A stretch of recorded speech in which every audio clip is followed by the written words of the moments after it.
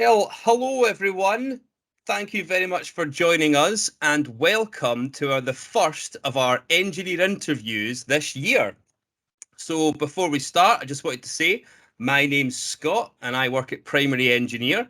I wanted to thank you all for signing up to this year's competition. It's our 10th birthday this year, 10 years of running this. So thank you all very much for celebrating it with us. We can't wait to see all the amazing and creative ideas. You're going to get some amazing inspiration today from our special guest so that you can answer the question, if you were an engineer, what would you do?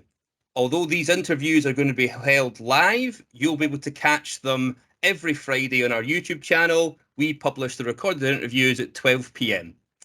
Now, our special guest speaker is going to start with a 10-minute presentation all about what it's like to be a brain engineer, and then we're going to open up to questions from the audience. But that's everything from me. I would love to hand over to our wonderful special guest, Vincent Giampietro. Thank you very much, Scott, and welcome everyone, and thank you for joining today. So my name is Vincent Giampietro, and I'm just going to tell you a bit about what I do at King's College London. So that's me. So in my job, I'm what's called a reader at King's College London. So I do research and I teach. So my time is split roughly half teaching and half doing research. And in my research, me and my colleague, we're trying to understand how the brain works, how it can go wrong, and what we can do, hopefully, to help people who've had problems, with their brain. So in terms of my background, I initially, as you can probably hear from my accent, I'm French. So I studied in France. So I did my university in France. So A-level equivalent, I did maths and physics. Then I did engineering in university. In France, we start by everybody's doing the same engineering for the first year, like a common year. And then we specialize. So I chose computer engineering and I didn't really like it. I wanted something more practical, more applied. So I switched to biomedical engineering instead, which is anything to do, as the name suggests, with the medical world.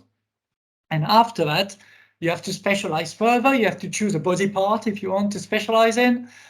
Since I certainly found that at that time that the brain was the most interesting organ of the body. So I chose to specialize further in the brain, so brain engineering or brain imaging. So I work, and I've been in the UK now for about 25 years, and I work now at King's College London, which is a big university, one of the big 3 universities in London. King's College London's got like lots of different faculties, studying different things. So I'm in one of them called the Institute of Psychiatry, Psychology and Neuroscience. And as the name suggests, we study psychiatry, psychology, and neuroscience. The specialty of the house is anything to do with mental health. So we are looking at mental health from different angles, from psychiatric angle, and we have neurology as well from the hospital. But in my bit, it's mostly psychiatry, from psychology, and from the neuroscience, trying to understand and help in mental health. So I'm an engineer, but like most of my colleagues, regardless of their background, I call myself a neuroscientist, because this is what we do. We do neuroscience. We try to understand the brain. And neuroscience is a really vast field of research. It encompasses, all aspects of studying the brain. From one extreme side, we have people looking at the brain, looking at brain cells, or they can even go smaller and look at, parts of a cell in microscopes. So for example, here you can see little movies of neurons. So these are your brain cells, and you can see they're trying to connect to each other. So that's what happens in your brain when you are learning new things, or when you're having new memories, or your brain is always growing. You always have new neurons and they're connecting all the time. But I'm not doing this. This is one side of neuroscience. I'm on the other extreme side of neuroscience, where I use big machines like this one, which is an MRI scanner. We use big machines to understand the brain. So it's a complete different side of neuroscience. So people working on the lab, we call it basic neuroscience, and people working with big machines like this, we call it systems neuroscience. It's a bit simplified, but it's more or less in that way. So I'm using MRI scanners to try to understand what's going on in your brain. So this is a photo taken in a building where I work. This is some of my colleagues in the scanner. So you may have had, you or your parents or somebody you know may have had an MRI scan in an hospital for your, if you broke your leg or something like this. But we're using the same machines to be doing research, not just for the doctors to use to see what's wrong, but for us to try to understand what's going on with the brain. So we use these machines to look at brain anatomy, and these are some examples of what we can see with this machine, with an MRI scanner. And there are other types of machines we can use, but the one I use is an MRI scanner. So you can see some movies here. The one on the left shows you, this is a brain. So we're looking at slices of the brain. So we start at the bottom and we go up. So if I stop somewhere, for example, this would be below your brain. This is your spinal cord. And then we go a bit higher. I'll try to find my favorite slide. Where is it? I don't know how it looks like on your screens, but here you can see that's the bottom of the brain, the cerebellum. And here you can see your eyes, not yours, but this person's eyeballs. So we're looking at the brain from the top. Imagine you at the top looking down. You can see the eyes and you can see the nose here. You can see the cartilage inside the nose. And if your screen's good, and I don't know how it's projected for you, you may see little squiggly things here where the mouse is. And this is where your cochlea is in your ears. So we can look at all of this, but we mostly look, at the brain itself. And you can see that there's different colors representing different types of tissues in the brain. So this is one example. This is your typical image that the doctors would use to see if there's something wrong with the brain. For research, we would use it to try to compare the brain of healthy people with the brains of people who have different psychiatric or neurological disorders, to try to see where are the differences in the brain. So top right, it's another type of images, same scanner. Here we're looking at blood vessels and blood arteries in the brain. So here you can see just the blood, basically. And the doctors will be using this to see if someone has had a stroke, for example. They may realize that there's a bit missing. For us, it doesn't mean much. But if you're a trained neuroradiologist or a doctor, you look at this thing, on a minute, there should be another line there. So there may be a blockage in the brain. And the two at the bottom, it's a different side of brain anatomy. Here we're looking at the connection in the brain between neurons, between different parts of the brain. We're looking at how they're connected. And again, we can use this both in the clinic. The doctors would use this in the clinic, but we use it for research. So these are 4 examples of using an MRI scanner to look at brain anatomy. Most excitingly, the work we do is we use the same scanners to study brain function, to see what's happening in your brain when you're thinking, when you're doing something. So of course, we do this when you're alive. We put you in the scanner. We give you various bits of equipment, which I'll show you in a minute. We do some experiments. You look at the screen, you do some experiments. And when you do these experiments, every second, we take a snapshot of your brain activity. So we know what's happening in your brain every second, and we know what button you pushed, what you're looking at on the screen, what sounds you've heard, what kind of decision you have to make every second. And then using mathematics and using statistics, we put all of this data together and we end up with this kind of images, which show you, here we're looking at someone from the back. Imagine you're at the back, you can see the person's ears here.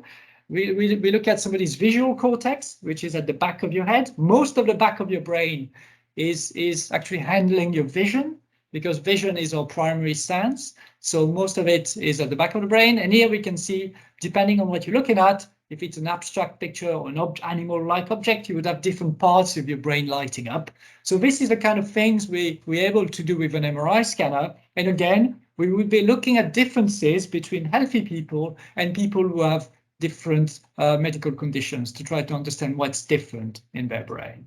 So that's more or less the background. And what do we do as engineers working in neuroimaging? So neuroimaging is really multidisciplinary. There's everything from doctors, nurses, psychologists, engineers, physicists, mathematicians, computer programmer. I mean, we all work together. The engineers, of course, are involved in building the equipment. So building the hardware, building the scanner itself.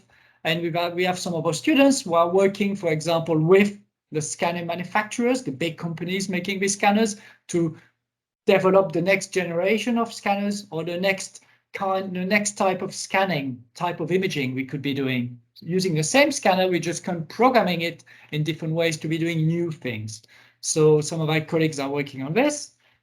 Other engineers are building equipment we need to do these experiments. So I was telling you, you go in the scanner, you do some experiments, and well, you need to be able to record all your responses. And we have to build dedicated equipment for this because the scanner, the MRI scanner, is a big magnet, massive magnet, which is like one of these magnet lifting cars. So you cannot just put a computer or a joystick or anything you buy in, Argos or whatever. We have to make everything or we have to buy it, and it's really expensive. So in my case, we have a team of 3 engineers building all the equipment we need for experiments. So these are just some example here of top left, some things from various button boxes. 2 on the right are some experiments to study pain. People who have osteoarthritis, this could be something that your grandparents or great-grandparents have, pain in their joint, and it's pain that doesn't go away. So we're trying to understand this pain. For example, the one at the bottom simulates turning a key, so you can put more or less resistance. And then we can see when people try to turn a key, we can see what's happening in their brain. And the one on the left, well, this is proper engineering, because this is made up from a recycling bin, as you can see. And there's lots of, you probably can't see much of the picture, but it's all about smells. So you have lots of different bottles with different smells. And my colleague here is wearing a mask to smell it. And the idea is here to see what's happening in your brain when you're smelling different things, pleasant, unpleasant smell. And we're linking this with emotions. What kind of emotions you get when you're smelling these different things. So that's some of the hardware that my colleagues are building. And of course, the other side of our engineering work is on the software side. So not on making the equipment, but writing the software to analyze the data. Because we're getting tons of data for these machines and we have to analyze them. So either we're using software that we can just buy or download from the web, but a lot of it we write ourselves. And this includes software to show the experiments in the scanner, because I was saying earlier, what we do is we try to see what's happening in your brain in real time. So what you see top left here is an experiment when you're in a scanner. This is some sort of, it's quite an old virtual reality one, where you're moving around the scene. And the idea of this is to study memory. We drop you somewhere on the scene initially. You have to look around to see what you've got. You have to remember, oh yeah, I'm between the church and the bus or something like this. And then 20 minutes later, we drop you in the same scene somewhere else, and you have to go back to where you were 20 minutes before. So this tests one aspect of your memory, for example. The one on the top right, this is one where you would have a joystick in your hand, you would just be moving. And again, you would have different instructions. You could have, for example, be asked to follow the numbers in order or in reverse order, or you may ask to skip a number depending on the experiment. Of course, most people will be able to follow numbers in order or in reverse order, but if you have any kind of problems with your brain, you may not be able to do this. And we're trying to understand what's going on in the brain of people who cannot do this task when they're trying to do the task. More excitingly, I think on bottom right, this is an experiment that simulates moving. It was filmed in a supermarket.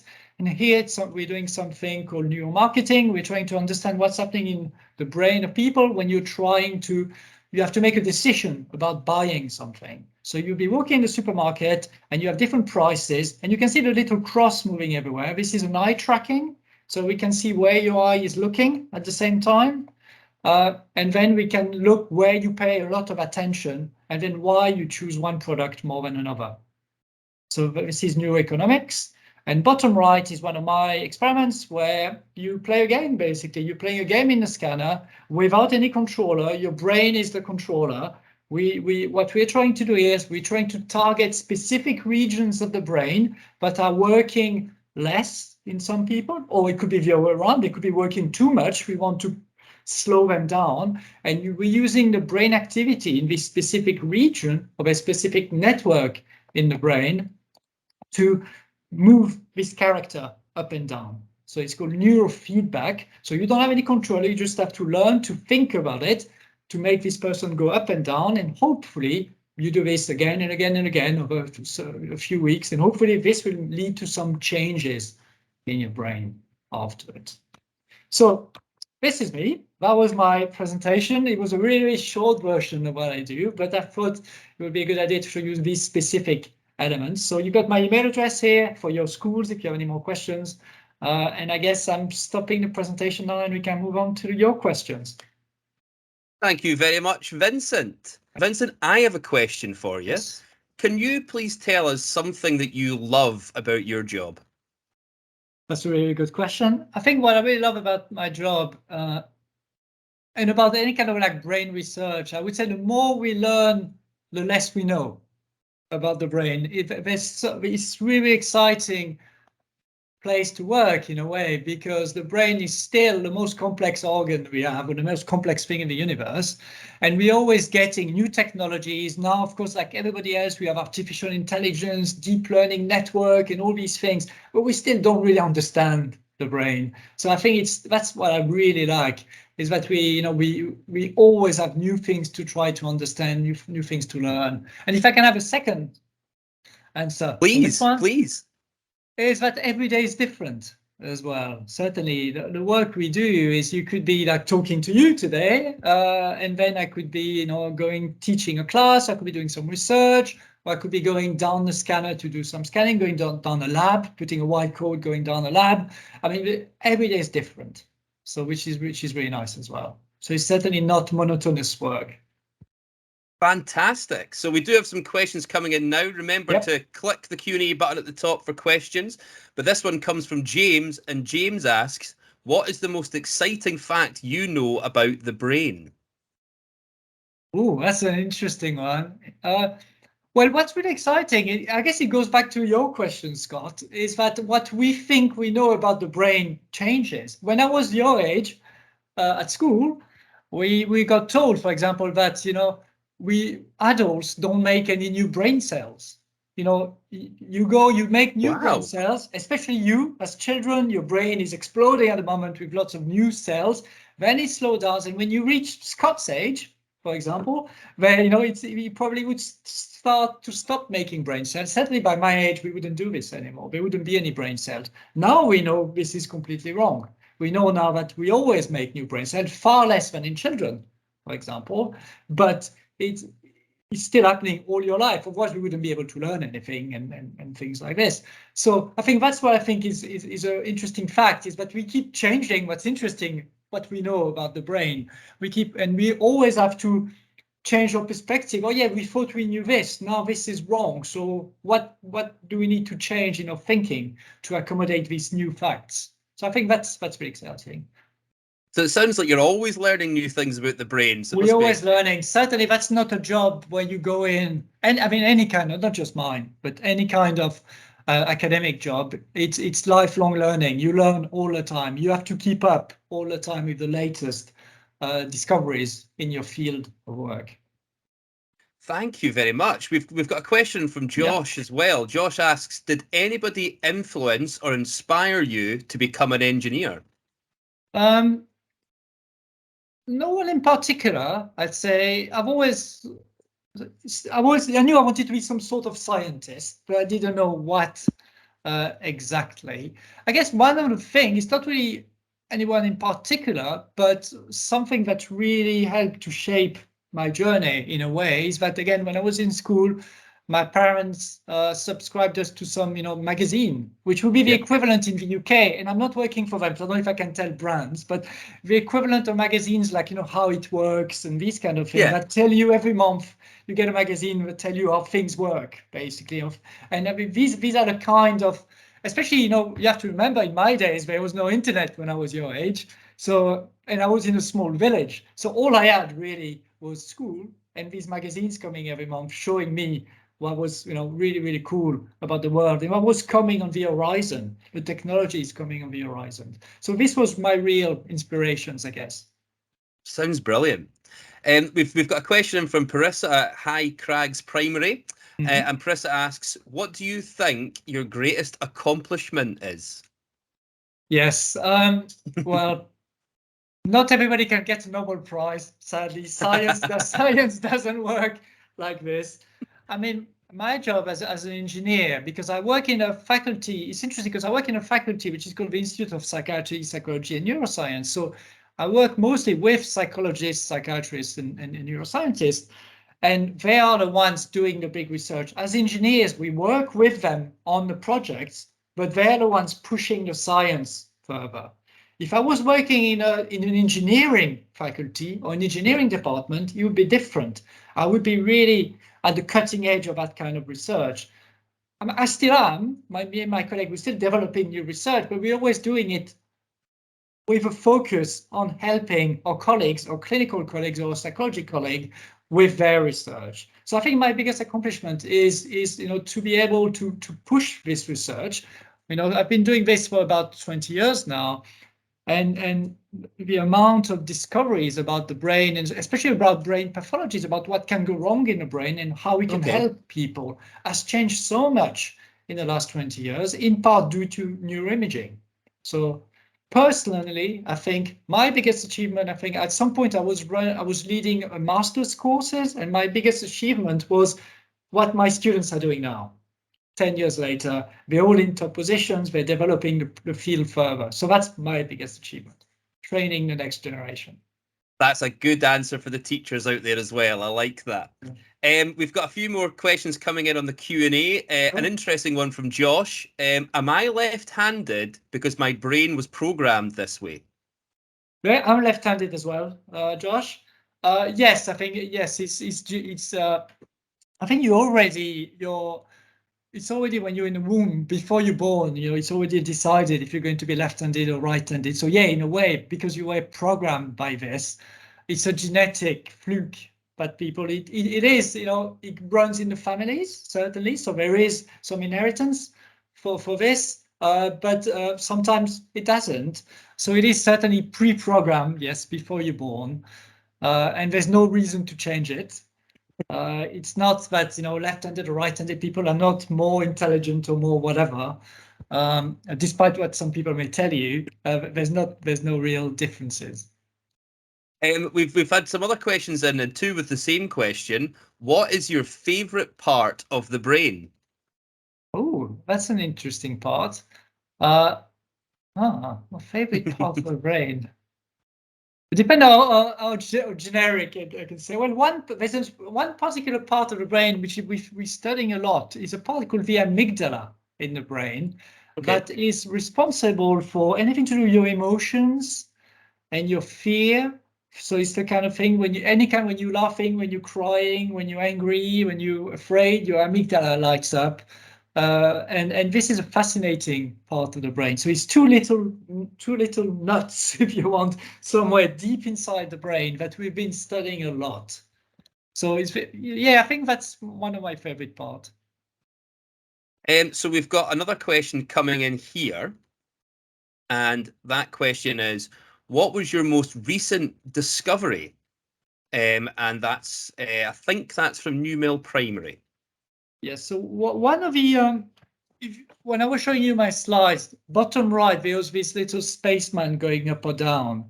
So we've been using this in a clinical trial, so to evaluate a new treatment for ADHD, attention deficit hyperactivity disorder. So we were using this technology to try to see if this would be a good alternative treatment to medication, for example.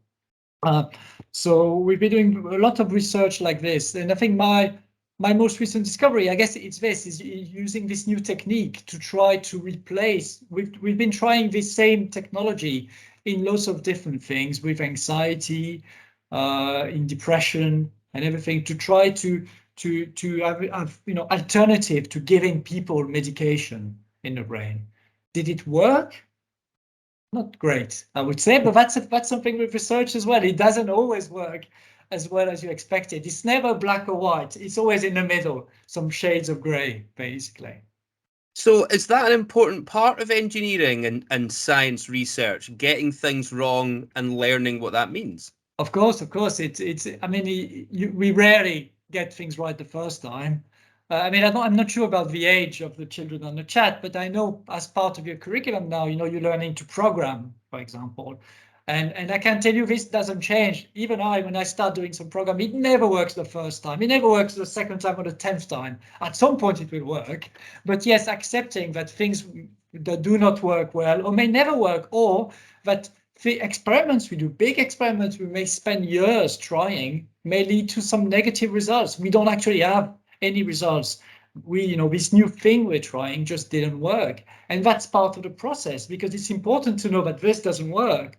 And it's important for us to tell everyone that this doesn't work so that other people can learn from it and either do something completely different or try to understand and change the thing that didn't work. Really, really cool. So we do have a question in from New Hill Primary School this time. Yep. I think I was wrong last time. This one is, what do you think is the smartest thing the brain can do?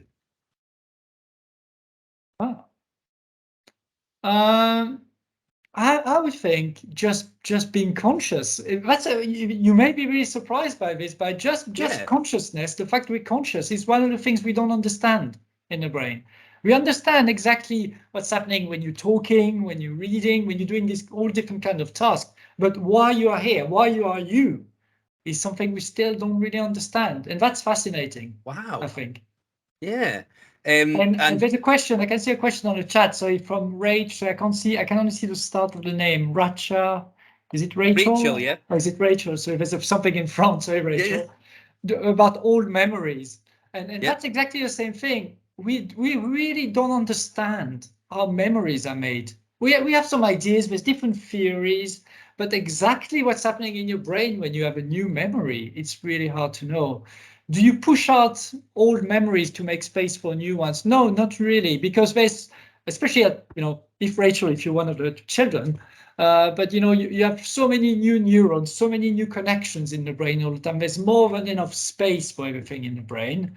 But it's true that old memories may get a bit stale. The way the memories work in the brain is the more you refresh them, the stronger they become. This is why when you're learning for school, or when you're learning before a test, if you're cramming just the day before, you may pass your test, but you will never remember after that. But if you study as you go along and you use flashcards or whatever, and you go over the same things again and again, then you reinforces this memory in the brain. And what's happening with old memories is just that because you're not refreshing them, they just get a bit stale. They just like drift at the back, but they're still there. You just need something. Usually you may need something like a smell, something you see, something you think about one thing, and suddenly another memory will pop back into your brain from before. So it's all still there. Amazing. We've got another couple of questions in from Numa Primary School. We do have time for a couple more questions, so if anyone's sitting on one, please send it in. But these two questions for you, Vincent, are: what is the most powerful part of the brain, and what is the average size of an adult brain? Okay, so most powerful part, well, I would say it's the cortex, which is where all your neurons are. So it's not one specific part, because you could argue in a way, for example, that the part that makes you breathe is the most important, because without it you die. But more than that, I would say it's the cortex, which is a thin layer. If you remember earlier, I was showing you a picture of a brain. There was different color, different shades of gray inside. Around your brain is your cortex, which is where all the neurons are, the heads of the neurons are. So this is like a wrinkly sheet. And this is the most powerful part, because this is where all the magic happens, basically, where the neurons are. And the size of the brain, well, I was expecting someone to ask me this, because I brought a friend. Wow, you brought a friend. Brought a friend. It's not a real one, don't worry, it's plastic. So plastic. So this is more or less the size of a brain. Basically, it's the size of your head, isn't it? Yeah. The brain. So the brain, as you can see, is very wrinkly. And interestingly enough, humans don't have the wrinkliest brain. So the size of a brain doesn't mean you're more. It's not because you have a bigger head that you're more intelligent or things like this. It's all in proportion. But if we look at brain, so it's more about how much of its cortex you can pack up, because our skull cannot grow further. The brain cannot get bigger. Because it's limited by the bone. So what it does, it wrinkles to put more things in, basically. And animals, of course, do the same. But humans don't have the wrinkliest brain. If you look at dolphin, for example, dolphins' brains are even more wrinkly. So you could say dolphins, in theory, should be more intelligent than us. The problem, of course, is they live under the sea and they don't have thumbs. They don't have hands. So there's not much they can do with their big brains compared to us. But if they had thumbs, maybe we wouldn't be there talking. Or we would be dolphins. So we can find a way to talk to dolphins. Maybe we'll learn a lot more. Yes.